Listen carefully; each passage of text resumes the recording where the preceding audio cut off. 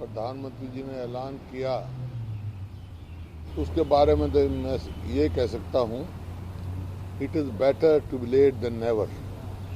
ये पहले फैसला आ जाता तो इतना नुकसान नहीं होता।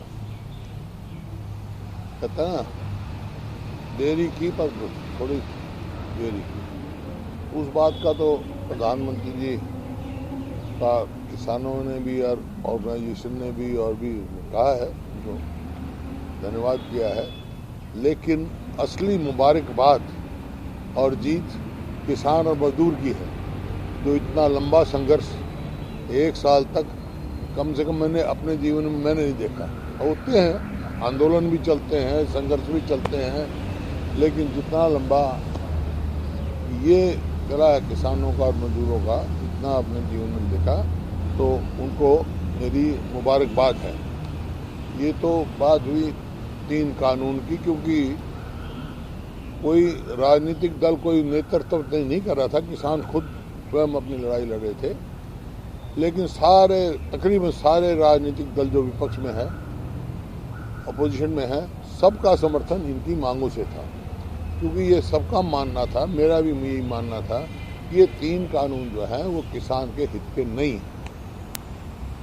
और क्योंकि इसमें बहुत सारी लैकुना थे जो किसान के हित के नहीं थे।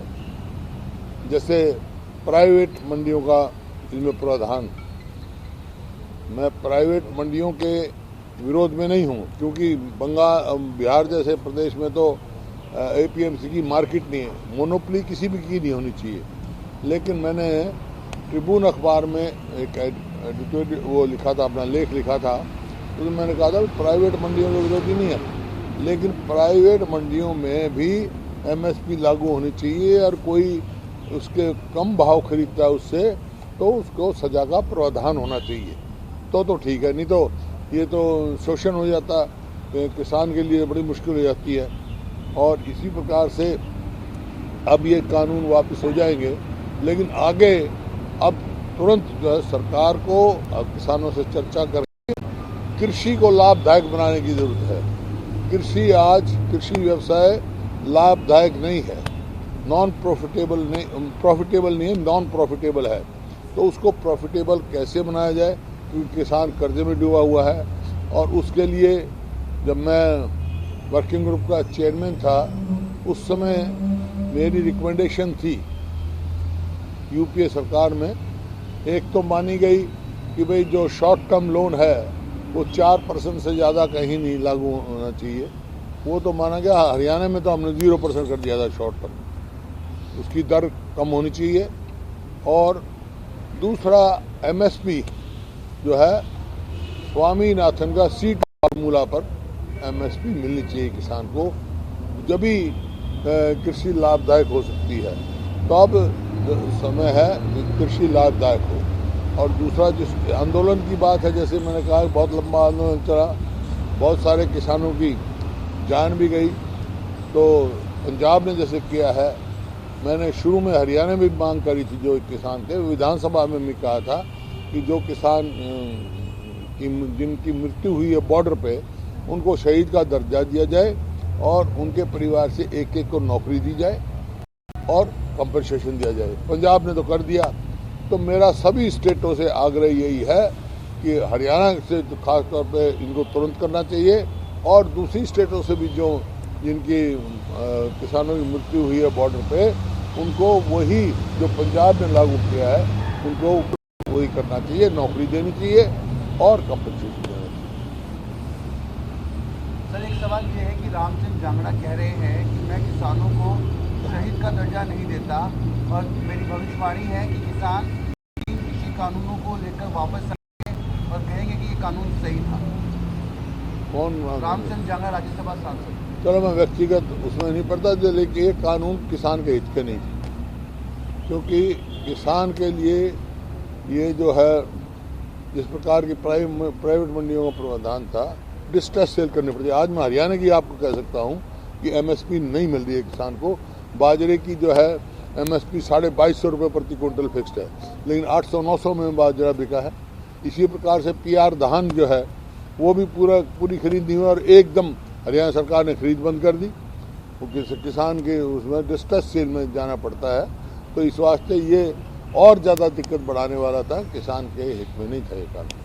जब प्रधानमंत्री ने अपील करी थी कि जो प्रदर्शन कर रहे हैं, जो धरने पर बैठे हैं किसान, वो उठ जाएं, लेकिन कई किसान नेताओं का ये मानना है कि जब तक संसद में ये पूरी तरीके से कार्रवाई पूरी नहीं हो जाती तब तक हम नहीं उठेंगे। देखिए, एमएसपी पे गारंटी की भी बात उन्होंने कही। एमएसपी की तो बात मैंने कह चुका हूँ। मैं एमएसपी तो अगर किसी को लाभदायक बनाना है तो एमएसपी का भी फार्मूला मैंने बताया है। और जहाँ तक ये वापसी की बात है वो तो किसान संगठनों का फैसला है, लेकिन ये जब प्रधानमंत्री ने कहा है तो आने वाले इसमें जो सेशन होगा उसमें इनको करना पड़ेगा, नहीं करेंगे तो फिर तैयार। तो प्रधानमंत्री ने कहा है तो इसमें सेशन में ये कृषि कानून वापस लिए जाएंगे, इसमें कोई दो राय नहीं है। मेरा ये मानना है।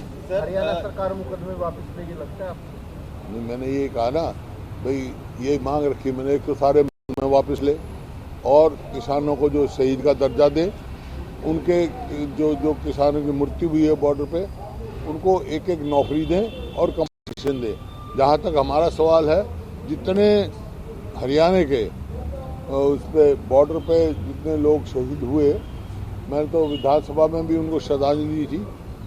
कांग्रेस लेजिस्लेटिव पार्टी की तरफ से, जिसका मैं अध्यक्ष हूँ, सब जगह हमने उनकी मदद करी, उनके घर तक पहुँचे, उनकी मदद करी, जो भी हमारा सामर्थ्य था हमने मदद करी। 2-2 लाख रुपए सबके घर में।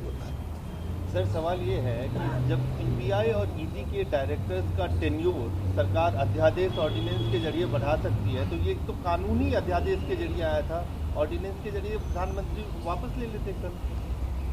नहीं, ये वो तो सरकार का फैसला है, वापस भी ले सकते थे, ऑर्डिनेंस भी कर सकते थे और अब सेशन में भी वापस ले सकते हैं, सेशन में कर सकते हैं, रिपील कर सकते हैं। ये संवैधानिक अधिकार है, जो कानून बना सकता है वो कानून रद्द भी कर सकता है। House is supreme. जो लोकसभा में आएगा, पास होगा, house is supreme, will repeal. आगे किस तरह देखते हैं आप पूरा जो फार्म लॉज का है, इसके आगे किस तरह से देखते हैं आप? बहुत सारे लोग कह रहे हैं कि इसका बेनिफिट बीजेपी को मिलेगा आने वाले चुनावों में, यूपी में और पंजाब में। देखिए, इसमें कोई वो नहीं है जो ये फैसला इतनी देरी से लिया गया। प्रजातंत्र में चुनाव तो एक मुद्दा होता ही है,